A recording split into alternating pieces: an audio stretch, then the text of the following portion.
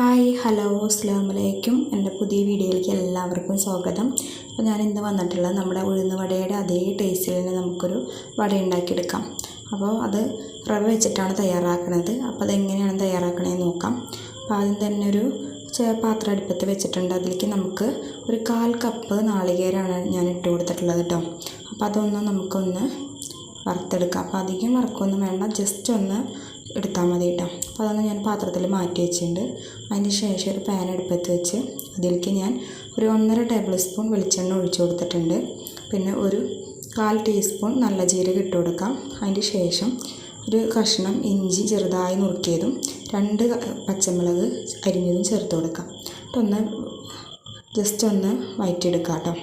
അതിന് ശേഷം ഞാൻ ഒരു സബോളയുടെ ചെറുതായി കനം കുറച്ച് അരിഞ്ഞിട്ടുള്ളതാണ് കേട്ടോ, ചെറുതായി നുറുക്കിയെടുത്തിട്ടുള്ളതാണ്. അതൊന്ന് ചേർത്ത് കൊടുത്തിട്ട് ഒന്ന് വഴറ്റിയെടുക്കാം കേട്ടോ. അപ്പോൾ അധികം വഴറ്റിയെടുക്കുകയൊന്നും വേണ്ട, ജസ്റ്റ് ഒന്ന് വഴറ്റിയെടുത്താൽ മാത്രം മതി കേട്ടോ. പിന്നെ ഇതിലേക്ക് 1/4 ടീസ്പൂൺ മഞ്ഞൾപ്പൊടി ചേർത്ത് കൊടുക്കാം. പിന്നെ പച്ചമുളക് നല്ല എരിവുള്ള കാരണം കൊണ്ട് തന്നെ ഞാൻ മുളക് പൊടിയൊന്നും ചേർക്കണില്ല, പച്ചമുളക് മാത്രമാണ് ചേർക്കണം കേട്ടോ. പിന്നെ 2 കപ്പ് വെള്ളം ചേർത്ത് കൊടുക്കാം. അപ്പോൾ ഞാൻ എടുക്കുന്ന 1 കപ്പ് റവയാണ് എടുക്കുന്നത്. ആ റവയ്ക്ക് 1 കപ്പ് റവയ്ക്ക് 2 കപ്പ് വെള്ളമാണ് കണക്ക് കേട്ടോ. അപ്പോൾ അതൊന്ന് ഒഴിച്ച് കൊടുത്തിട്ടുണ്ട്. പിന്നെ ആവശ്യത്തിനുള്ള ഉപ്പും കൂടി ഒഴിച്ച് കൊടുത്ത് ഇതൊന്ന് നല്ലപോലെ ഒന്ന് തിളപ്പിച്ചെടുക്കാം. അപ്പോൾ തിളച്ച് വരുമ്പോൾ നമുക്ക് 1 കപ്പ് റവ ഇതിലേക്ക് ചേർത്ത് കൊടുക്കാം. അപ്പോൾ ചേർത്ത് കൊടുക്കുമ്പോൾ തന്നെ നല്ലപോലെ തന്നെ ഇളക്കി കൊണ്ടിരിക്കുക കേട്ടോ. അപ്പോൾ അല്ലെങ്കിൽ കട്ട പിടിക്കും. അപ്പോൾ ഇതേ രീതിയിലൊന്ന് ഇളക്കി കൊടുത്ത് നല്ലപോലെ നമുക്കിതൊന്ന് ടൈറ്റാക്കി എടുക്കണം കേട്ടോ. നല്ല കട്ടിയാക്കി എടുക്കാം. നമുക്കൊരു മാവിൻ്റെയൊക്കെ ഒരു കട്ടിയിൽ നമുക്ക് പരത്തെടുക്കാൻ രൂപത്തിലൊന്ന് കട്ടിയാക്കി എടുക്കാം കേട്ടോ. അപ്പോൾ ഞാൻ നല്ല രീതിയിൽ തന്നെ ഇളക്കി കൊടുക്കുന്നുണ്ട്. കൈ വിടാതെ തന്നെ ഇളക്കി കൊടുക്കാം. എന്നിട്ട് നമുക്ക് പാനിൽ നിന്നൊക്കെ വിട്ട് വരുന്ന രൂപത്തിലൊന്ന് നമുക്കതൊന്ന് റെഡിയാക്കി എടുക്കാം കേട്ടോ.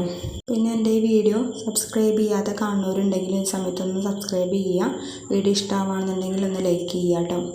അപ്പോൾ അങ്ങനെ ഞാൻ ഇത് റെഡിയാക്കി എടുത്തിട്ടുണ്ട്. നമുക്കിത് ഈ ചൂടോടെ ഈ പാത്രത്തിൽ തന്നെ വെക്കാതെ നമുക്ക് വേറൊരു പാത്രത്തിലേക്ക് ഇതൊന്ന് മാറ്റി കൊടുക്കണം കേട്ടോ. അപ്പോൾ ഇത് റെഡി ആയിട്ടുണ്ട്. ഇത്ര മതി കേട്ടോ. ഒരു പാത്രത്തിലേക്ക് മാറ്റി ഇതൊന്ന് ചൂടാറാനായിട്ട് മാറ്റി വയ്ക്കാം. അപ്പോൾ നല്ലപോലെ ചൂടാറൊന്നും വേണ്ട, ചെറിയൊരു ചൂടോട് കൂടി തന്നെ നമുക്കത് കുഴച്ചെടുക്കണം കേട്ടോ. അപ്പോൾ നേരത്തെ മാറ്റി വെച്ചിരുന്ന നാളികേരം അതിലേക്ക് ചേർത്ത് കൊടുത്തിട്ടുണ്ട്. പിന്നെ ഒരു കുറച്ച് കറിവേപ്പില ചെറുതായി അരിഞ്ഞത് അതും കൂടി ഒന്ന് ചേർത്ത് കൊടുത്ത് നല്ലപോലെ നമുക്കിത് കുഴച്ചെടുക്കണം കേട്ടോ. അപ്പോൾ നല്ല ചൂടുണ്ട്, ചൂടോട് കൂടി തന്നെയാണ് ഞാൻ കുഴച്ചെടുക്കുന്നത് കേട്ടോ. അപ്പോൾ അത് റെഡിയായി വരുള്ളൂ. ചൂട് ഫുള്ളായി ആറി കഴിഞ്ഞിട്ടുണ്ടെങ്കിൽ നമുക്ക് കുഴച്ചെടുക്കുമ്പോൾ റെഡിയായി കിട്ടില്ല കേട്ടോ. നല്ലപോലെ തന്നെ ഞാൻ കുഴച്ച് മാറ്റി വെച്ചിട്ടുണ്ട്.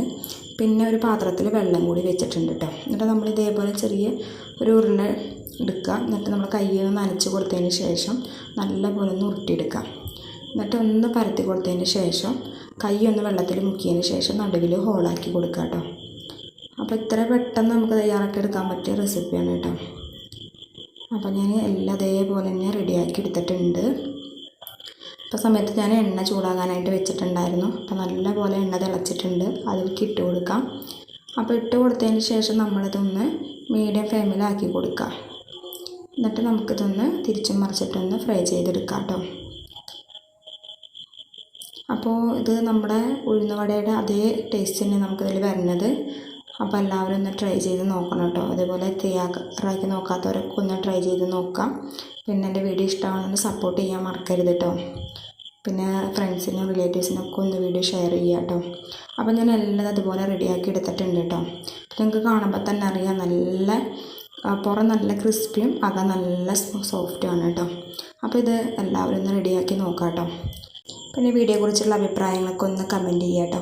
അപ്പോൾ ഇൻഷാ അല്ലാഹ് അടുത്ത ദിവസം നല്ലൊരു വീഡിയോ ആയിട്ട് വീണ്ടും വരാം. Tata, bye bye.